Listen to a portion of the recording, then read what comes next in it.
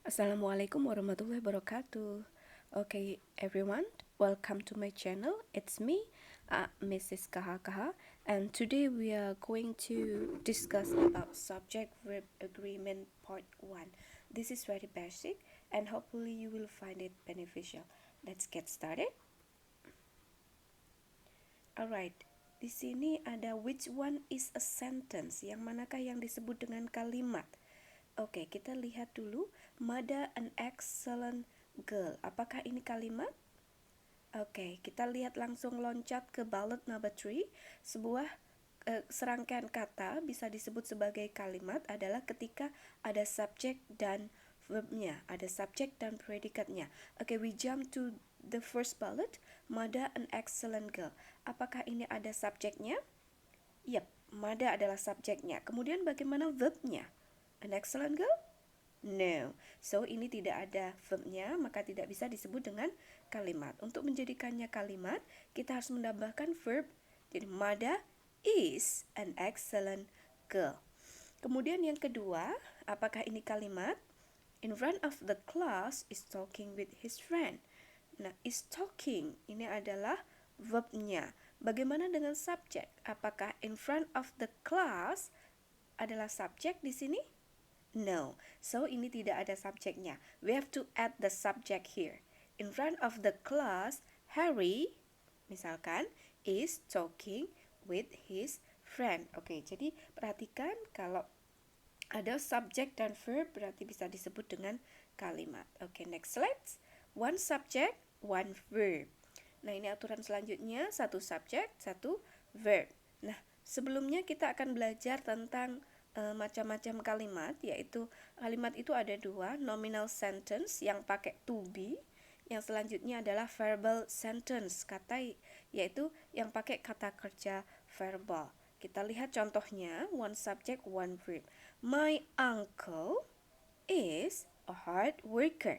Nah, di sini kalimat yang pakai to be disebut nominal sentence. Nah, my uncle cocoknya adalah pakai is a hard worker. Yang kedua adalah verbal sentence yang pakai kata kerja, yaitu pakai goes di sini. My uncle goes to his office early in the morning. Jadi dua-duanya adalah kalimat. Oke, selanjutnya kita berbicara tentang subjek. Subjek itu berupa noun atau kata benda. Nah, itu bisa macam-macam munculnya. Yang pertama adalah berupa nama, tanaya, nama benda, a pen. Kemudian bisa juga dalam bentuk pekerjaan, a doctor, pekerjaan. Kemudian bisa juga dalam bentuk gerund. Are you familiar with gerund? Gerund itu adalah kata kerja bentuk ing yang posisinya dirubah menjadi kata benda, tidak lagi kata kerja. Di sini contohnya, singing is not my cup of tea. Menyanyi itu bukan hobiku. Nah, seperti itu, singing. Ini namanya gerund. Kemudian yang kedua adalah to infinitive, yaitu to win the competition is my biggest dream. Nah, di sini to infinitive bisa sebagai subjek. Oke, selanjutnya verbnya. Bagaimanakah verb? Ini juga macam-macam. Kita akan belajar yang basic dulu, yaitu to be dengan kata kerja yang tadi ya. Ini untuk nominal sentence. Yang bawahnya adalah yang di bawahnya adalah untuk verbal sentence. Oke, to be, am is are, pasti sudah paham dengan ini. Untuk present, jadi silahkan dipilih sesuai dengan subjeknya. We are scholarship hunter.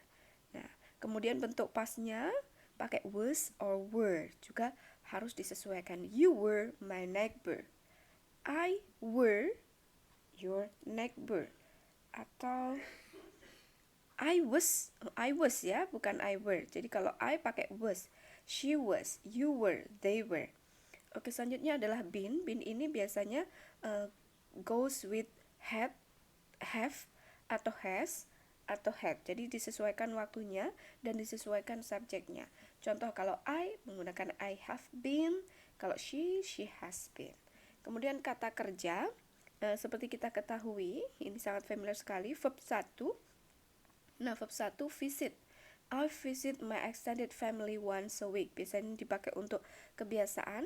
Lihat, kalau I maka visitnya tidak pakai S. Kalau kita pakai she, visitnya akan berubah pakai S. Nah, itu.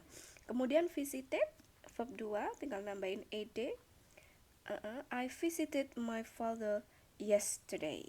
Berbicara sesuatu yang lampau. Kemudian visited, nah jadi bentuk past participle.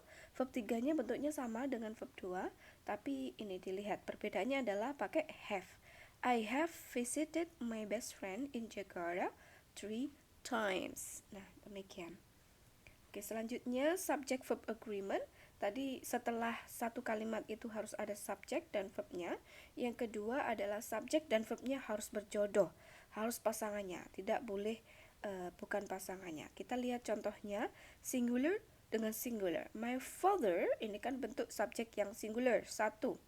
Kemudian verbnya juga harus yang untuk singular. Is a talented engineer. Kemudian kalau plural harus menggunakan plural. They are newcomers. Oke, kita lihat contoh yang lainnya. The elevator works very well. Elevator di sini kan singular ya. Works-nya pakai S. Very well. Kemudian bedakan dengan ini, the elevators yang pakai S, kata bendanya artinya plural, word-nya tidak pakai S atau ES. Anita is super cool. You are a cute girl. Selanjutnya adalah subject separated from the verb. Jadi subjek itu tidak selalu langsung diikuti oleh verb. Tak ada kalanya dia terpisah. Contoh ini ya, the study of language is very interesting. Isnya ini jelas verb. Yang jadi masalah adalah yang mana subjeknya, apakah the study ataukah the languages. Nah, di sini adalah perhatikan kalau ada off atau preposition dan lain sebagainya, maka yang jadi headnya, jadi subjeknya adalah yang sebelum preposition itu. Sebelum off, sebelum on, di sini adalah subjeknya. Jadi di sini yang nomor 1 subjeknya adalah the study. Akan sangat berbahaya kalau kita menentukan salah, misalkan menganggap languages di sini adalah subjeknya. Maka perhatikan kalau the study ini adalah singular, languages-nya adalah plural. Apa yang terjadi kalau kita salah? Maka kita akan meletakkan di sini bukan is tapi are jika kita memilihnya dengan tidak tepat. Jadi hati-hati. Kemudian selanjutnya, contoh selanjutnya several theories.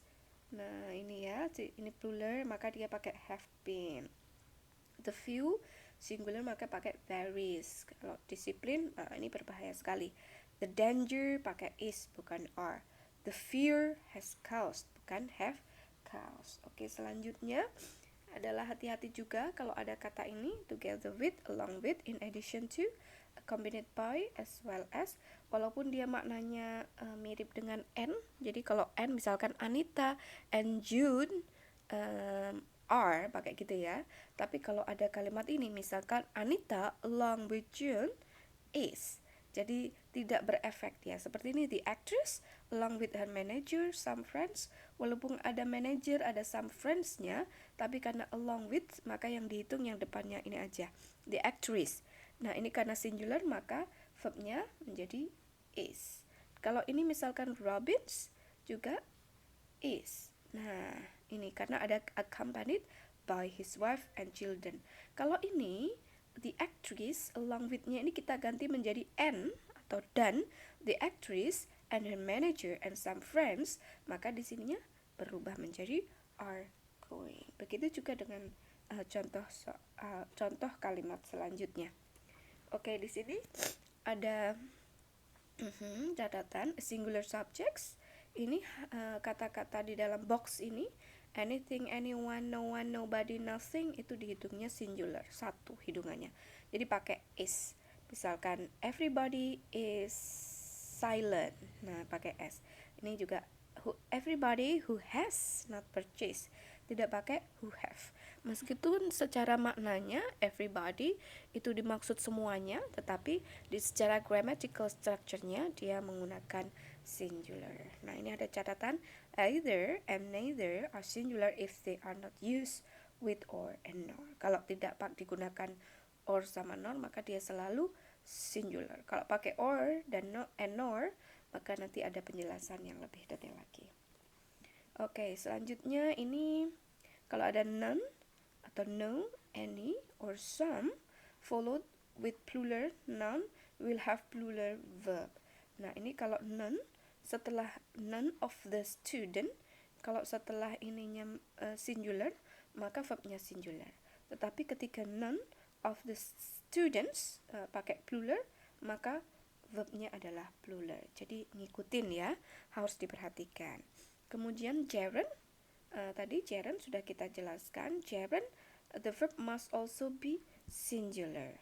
Knowing her has made, bukan have made. Dieting is very popular. Not studying has caused, pakai has, bukan have. Jadi kalau gerund dihitung singular. Oke, selanjutnya ini adalah collective noun. Collective noun ini adalah kata benda kolektif, gabungan dari sesuatu, kayak kelas, ini kan gabungan dari murid ya. Family, gabungan dari family member. Group, itu kan gabungan dari orang-orang. Team, juga gabungan dari orang-orang. Nah, kalau collective noun seperti ini, verbnya membutuhkan singular. Contoh, the committee has met and it has rejected the proposal. Jadi dihitungnya satu. Pakai has. Kata gantinya juga pakai it, bukan they. The family was elated. Ya. The family was elated by the news. Nah, family pakai was. Oke. Kalau yang following nouns are used to indicate groups of certain animals. Nah, ini flock of birds, ini sekumpulan burung. Herd of cattle, ini juga sekumpulan, pokoknya ini herd, flock, pack, school of fish, pride of lions, ini adalah sekumpulan binatang tersebut. Maka kalau kalimat ada ini di verbnya pakai singular. Walaupun birds-nya, ini dogs-nya, lions-nya pakai s, artinya plural, tetap mengikutinya yang depan. Seperti konsep yang pertama tadi ya. Jadi sebelum of-nya yang dihitung sebagai subject. Oke, ini contohnya, the flock of bird is circling overhead. Jadi pakai is. Bukan refer ke birds-nya, tapi refer ke flock-nya. Nah, that's all for today. Thank you very much for your attention. For you, bagi Anda yang mengikuti kelas online saya, silahkan setelah menonton video ini masuk ke kelas online dan kita coba mengerjakan assignment sesuai dengan tema hari ini. Thank you for your attention and goodbye.